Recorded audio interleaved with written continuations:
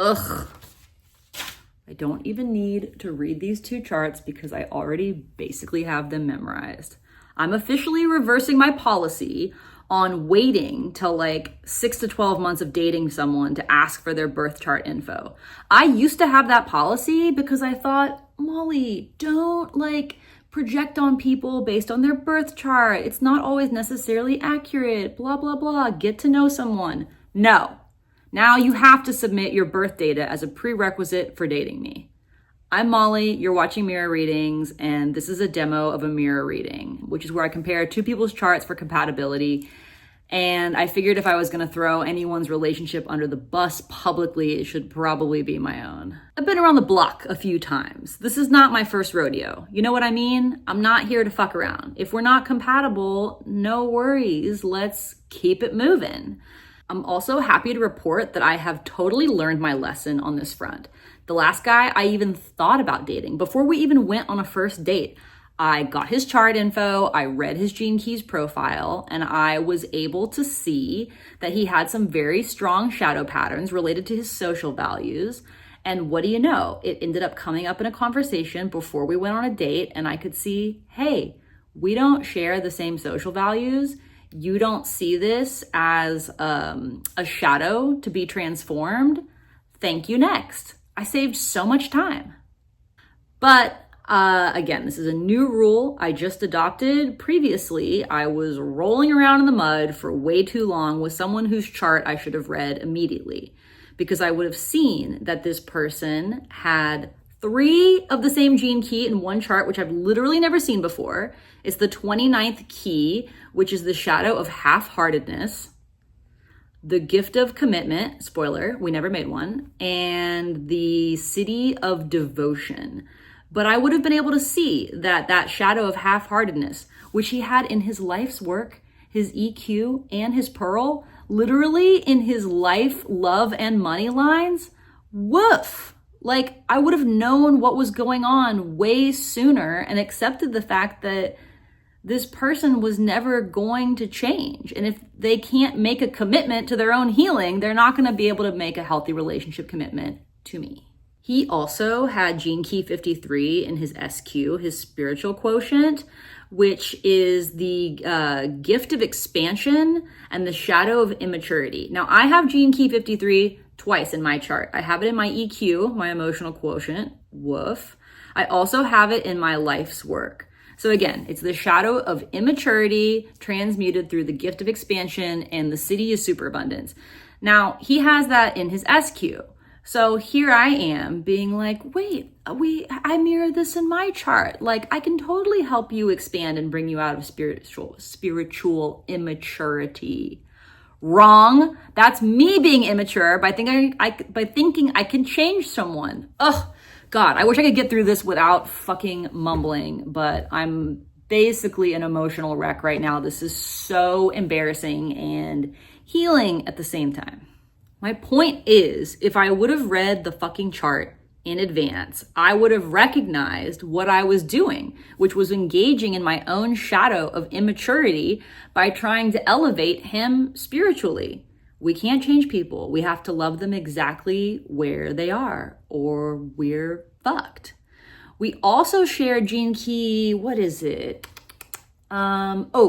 20. I have it in my IQ, my intelligence quotient. He has it in his radiance, I believe, which is vitality. That's like our life force. And it's the shadow of superficiality, the gift of self-assurance, and the Siddhi of presence. So both of us were not all the time, but we were some of the time in that shadow of superficiality. But then we would like gas each other up and get really self-assured. And so we were always oscillating between those two poles of like, kind of like, superficial and like being so powerful together. But I didn't recognize that because I didn't look at the fucking chart. Knowing that would have made me so much more attentive to my own expressions of superficiality. I fancy myself as being a very authentic and confident person, but that's not always the case, particularly with someone who I really like that makes me kind of nervous and I feel inherently vulnerable with them. I'm working on becoming more vulnerable. I hope you are too. But hindsight being 2020, I wish I would have had a better eye on my own shadow patterns in that relationship, because I'm not saying I could have brought out his gifts better. That 3-time shadow of half-heartedness is a rough go, but I definitely could have accessed my own gift frequencies more often. Like, I could have grown more in the relationship if I would have known what was up. And it's not like I didn't grow. I just grew from a lot of confusion rather than from my purpose, which is Gene Key 57. The shadow of unease gets transmuted by intuition, which becomes clarity.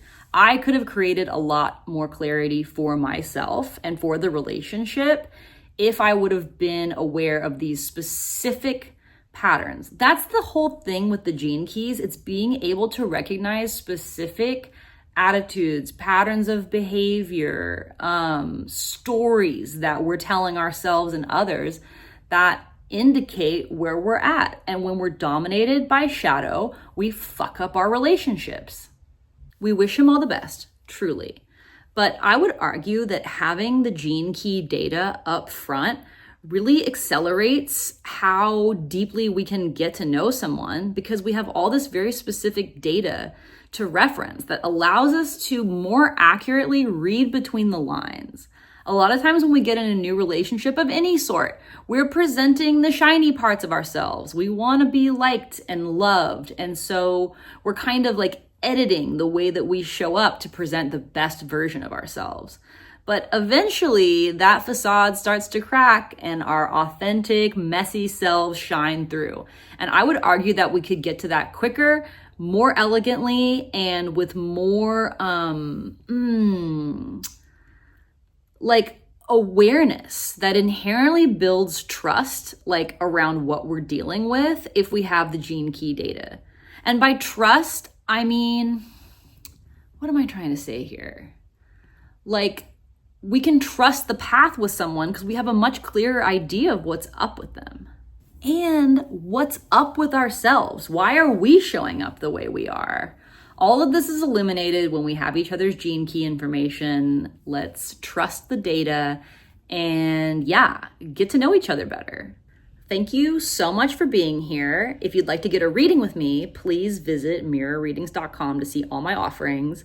Subscribers to this channel get 15% off. You can also email me, mirrorreadings@gmail.com, if you have any questions or want to set up a time to talk.